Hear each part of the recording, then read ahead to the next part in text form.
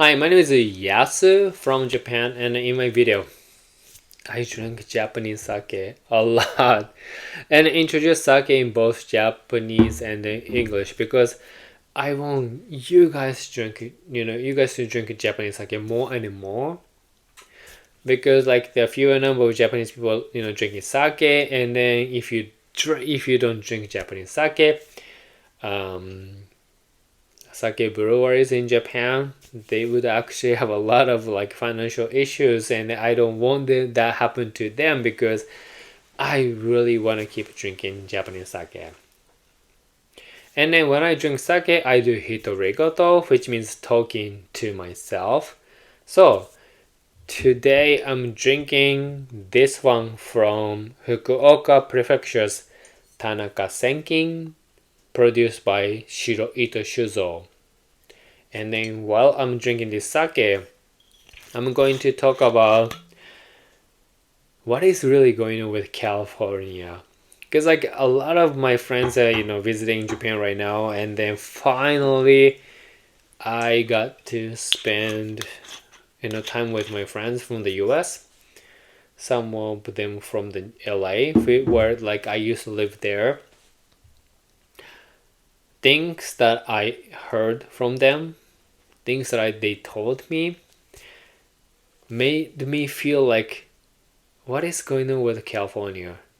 It's nothing like that I remember about California. So that is what I'm going to talk about while I'm drinking this one. So first of all, cheers. Then let me tell you the smell and the flavor of this sake.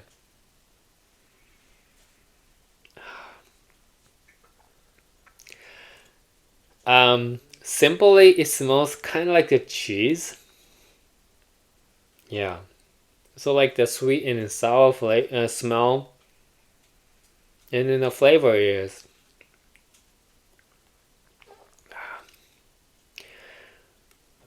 I really love it. Yeah. So simply, it smells like cheese. It tastes like cheese, but it's more clean. And then sour and sweet flavor, it's nice. It's so good. So like, there is like the sake event in Tokyo. I went to a few of them this year. One took place in I think October in Tokyo Yoyogi Park, and Shiroitoshuzo, which is the sake brewery, the one that they produced this one, they had a booth. I love Tanaka. I mean 65. And then they offer I think 3 or 4 options, and one of them is this one, TANAKASENKIN. It's a collaboration sake between Tanaka 65 and then Senkin. It tasted really, really good. So ever since then, I really, really, really want to drink this one, but I couldn't find it. But finally, I got this one. So good. Yeah. So I got this one in Ginza from Imadea. I'm not sure if they still have this one or not, but that's where I actually got this one. And I think I told you already how it smells like and the flavor is, so it's really good. So yeah, let me talk about how I was surprised about California. I'm not sure if that's really going on because I only heard from the friends who live in the LA right now. So I'm just sharing what I heard and how surprised I am. So I used to live in LA. So my friends are visiting Japan, and then I wanted to have dinner with them, so I did, which is a good thing. Finally, I kind of started to use English in my private life, and it opens a very like the new world for me. Kind of a nostalgic one, and probably I should talk about this one like in a different video. But like when I asked them about what is going on in LA, things that they told me about LA and then the California is nothing like what I remember of California or LA, or nothing like how it was back then. Because here's the thing. They said that the California is kind of becoming like the socialist country. Basically, like they let the people stay at the hotel, even 3-star hotels. State pays everything during the COVID, and there was like a lot of subsidies and everything. And then from their point of views,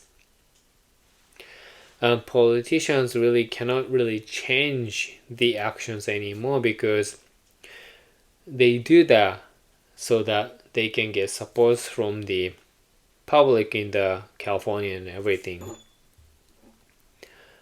I don't live there anymore, so I don't know if that's really the reality or not, but it kind of makes sense, because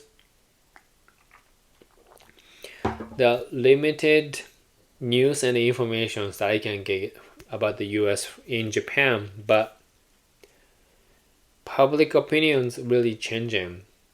When I lived in the US, it was all about American dream, and it was like I was still there, like the end of the American dream as well. But still, the motto was that if you work hard, you can just make your dream come true. You can get anything that you want.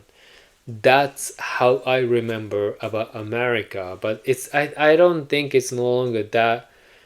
It's no longer like that America. And then my friends like told me that a lot of younger people kind of gave up because there is no way for them to reach the level of the super wealthy people in the US, and then they gave up getting their own property and everything. And also, like, one of the very shocking things that I heard is that Santamonicabeach and everything, there's just so many homeless people live there. There's there's so many camps, tents, and everything. I cannot imagine that, because when I used to live in the US, I lived in LA and then close to the Santa Monica. It was a beautiful beach. I cannot imagine that homeless people living there with tens, hundreds or thousands of them. My friends might be exaggerating. I'm not sure, because I haven't gone back to the California for like almost 5 years. But I guess really things really have changed. So like my plan is that in 2023 there are some countries that I need to be, but in 2024 at last I'm gonna be in LA for sure. Maybe by then things will be really different from what my friends told me, or maybe my friends told me are really like how they remember, and then things what is going on right now could be a little bit different right now. But I got surprised when I had dinner with them, things that they told me, because I try to watch the Japanese news and I try to watch the news in the English and everything, but it really makes me realize that it's really hard for me to know what's really going on in different countries, because physically I'm so far away from those places. And then even though I read some news or informations about those places in overseas, it's not really enough for me to figure out what's really going on. But it's good that the border is finally opening. I got to my friends, and then they tell me a lot of things that I didn't know. So I'm not sure how many of my friends are watching this one, or like people whom I don't know are watching this one.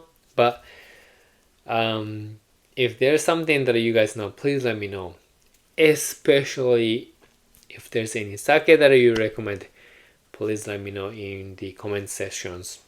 So this is a sake channel, and I've been drinking this one, TANAKASENKIN, from Fukuoka prefectures, produced by shiroitoshuzo.